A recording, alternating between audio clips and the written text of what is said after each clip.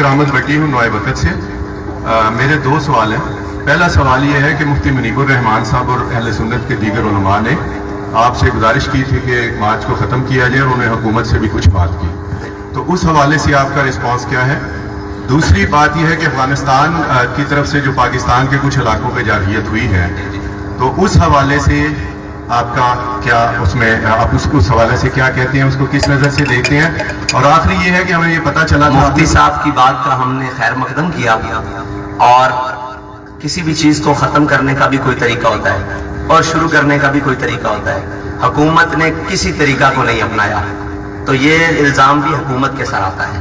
हमने जिसने भी हमें कोई मशवरा दिया, हमने उसका खैर मकदम किया, उससे बातचीत बढ़ाई, लेकिन दूसरी जानिब से वहाँ से बिल्कुल ऐसी बात आई जो नाकाबिले कबूल है, या ऐसी बात ही मेरे ख्याल से उनसे नहीं की गई कि वो दोबारा रब्ता करते।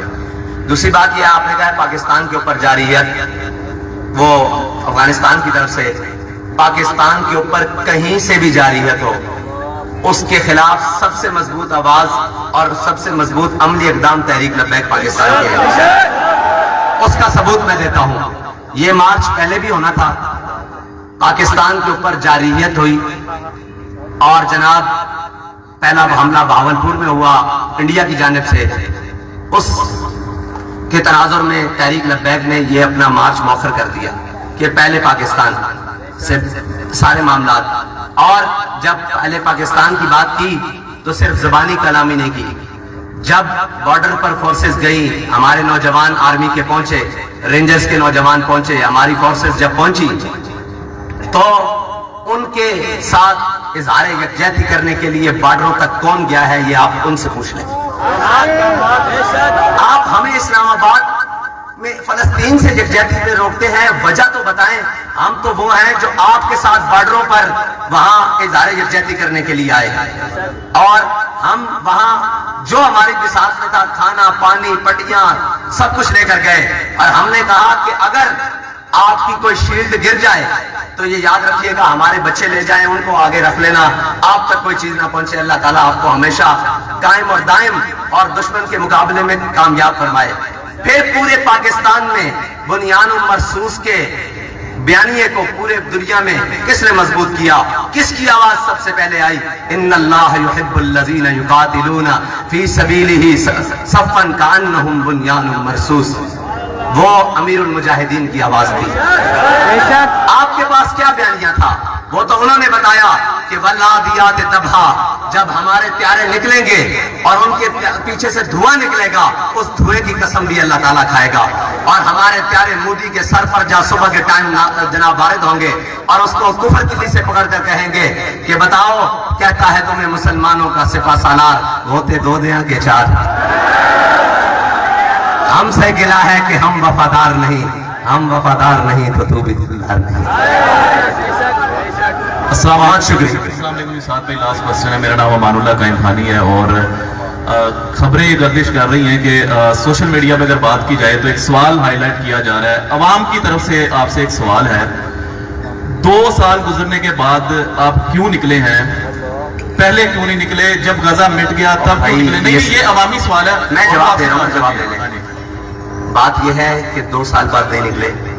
गजा के ऊपर हमला हुआ, उसके 20 दिन बाद अल अक्सा मिलियन मार्च 5 नवंबर को वहां पर शार दस्तूर इस्लामाबाद पर हुआ, आपके नोट पर है। उसके बाद 21 नवंबर को लाहौर में बहुत बड़ा इज्तिमा हुआ, वो हमने सारा का सारा फलस्तीन के नाम कर दिया। उसके बाद फिर पूरे मुल्क में मुहिम चलाई, बाइकॉट मुहिम, इसराइली मसनूआत का बाइकॉट और पाकिस्तानी मसनूआत के इस्तेमाल में पूरे पाकिस्तान में बेहतरीन मुहिम चलाई, और जिसको नाकाम करने की कोशिश की गई, लेकिन अल्लाह ताला ने उसको कामयाब करवाया। उसके बाद फिर नेतन्याहू को दहशतगर्द कहलवाने के लिए इस्लामाबाद में फैजाबाद के मकान लियाकत बाग से लेकर फैजाबाद के मकाम पर धरना दिया गया, और वो धरना तकरीबन 5 दिन तक जारी रहा। वो इस बात पर हम आए कि हमसे वादा किया गया कि हम अमली तौर पर अद्वियात और खुराक गजा को तफसील पहुंचाने का इंतजाम करेंगे, और नेतन्याहू को दहशतगर्द कहलाया गया, जिसकी सुर्खियां पूरी दुनिया के अंदर फैली। ये उसके बाद फिर ضلعی سطح پر ڈویژنل سطح پر کانفرنسز کی گئی, عوام میں شعور بیدار کیا گیا.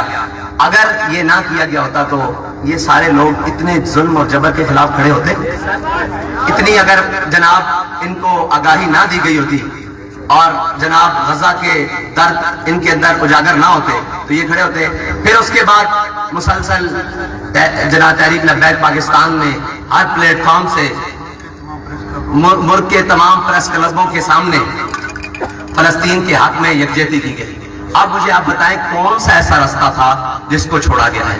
پھر اس کے بعد اس دن سے لے کر آج تک آپ اہلیان غزہ سے پوچھ لیں, اگر کسی کا رابطہ ہے, اندر تک ادویات اور خوراک تحریک لبیک پاکستان پہنچا رہی ہے. اور جو ہماری بھی عقل میں نہیں آتا کہ یہ کیسے اور کیسے ممکن ہے, لیکن اللہ تعالیٰ کے فضل سے ان کے لیے عید کے موقع. اچھا آپ سنیں, ہم یہاں خوشیاں منا رہے تھے ربیع الاول شریف کی, تو وہ بھی ہماری خوشیوں میں شامل ہوئے.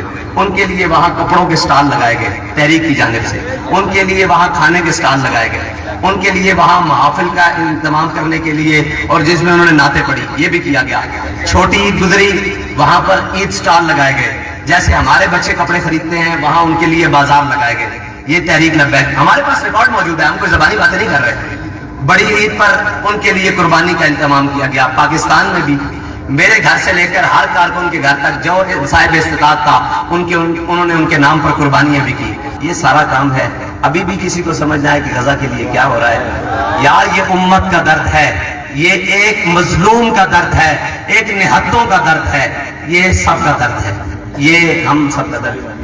السلام علیکم جی سعد بھائی, السلام علیکم. ایکسپریس نیوز سے سعادت علی بات کر رہا ہوں. اچھا آپ بڑی یہ پرہجوم پریس کانفرنس کر رہے ہیں, کیا کوئی ایسا لایا عمل ہے یا کوئی آپ کے مطالبات ہیں حکومتی سطح پہ آپ رکھنا چاہ رہے ہیں کہ وہ آپ سے رابطہ کرے اور یہ والا جو غزہ مارچ ہے یہ ختم ہو سکے؟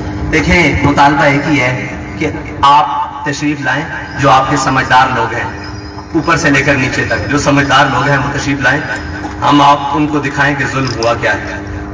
وہاں پریس کانفرنس سے ہم ان کو دعوت دیتے ہیں اور اپنی ذمہ داری پر دعوت دیتے ہیں. میں اپنی ذمہ داری پر, کوئی بھی کچھ نہیں ہوگا, ہم آپ کو دکھائیں کہ یہ ظلم سارا ہوا کیا ہے, یا مہربانی کریں آپ دکھا دیں. دو ہی طریقے ہیں ہمارے پاس اور تیسرا نہیں. ہم ان کو دعوت دیتے ہیں یا آپ دکھا دیں کہ یہ ساری صورتحال. تیسری بات یہ ہے کہ آپ ہمارے ساتھ چلیں کہ فلسطین کی یکجہتی کے لیے آپ کا بھی موقف یہ ہے. آپ اقوام متحدہ میں بات کرتے ہیں, اگر آپ اقوام متحدہ میں فلسطین سے یکجہتی کی بات کریں, آپ چیمپئن ہیں. ہمارے سارے کمزور لوگ اگر پاکستان کی کسی روڈ پر فلسطین کی یکجہتی کی بات کریں تو وہ تشدد کے مستحق کیوں ہیں, وہ ظلم کے مستحق کیوں ہیں؟ ہم تو دعوت ہے, صلاح عام ہے یاران نقطہ دان کے لیے. جو آپ کا مارچ ہے کیا یہ پرعزم ہے اور پرامن ہے.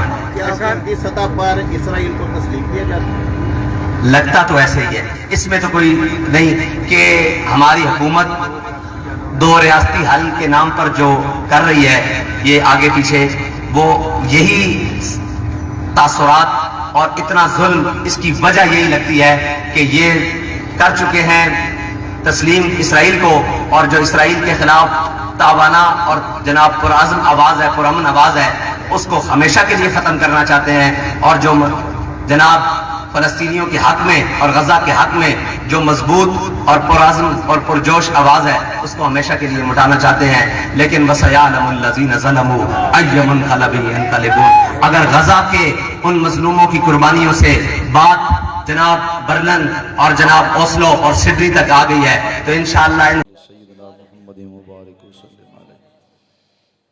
اللہم ربنا آتنا فی الدنیا حسنة وفی الآخرة حسنة وقنا عذاب النار. یا رب ذوالجلال مولا تلاوت کلام پاک نعت رسول مقبول واز و نصیحت محاضر تعامر کلام دا ثواب حضور سید عالم نور مجسم شفیع معظم صلی اللہ علیہ وسلم دی پاک بارگاہ دے اندر توفتاً نذرانتاً احتراماً پیش کرنے حضور دی بارگاہ تک پہنچا. نبی پاک علیہ السلام دے طفیل جملہ انبیاء کرام صحابہ کرام تابعین تبع تابعین صالحین دی بارگاہ اچ پیش کرنے. اللہ انہیں صالحین دی بارگاہ تک پہنچا.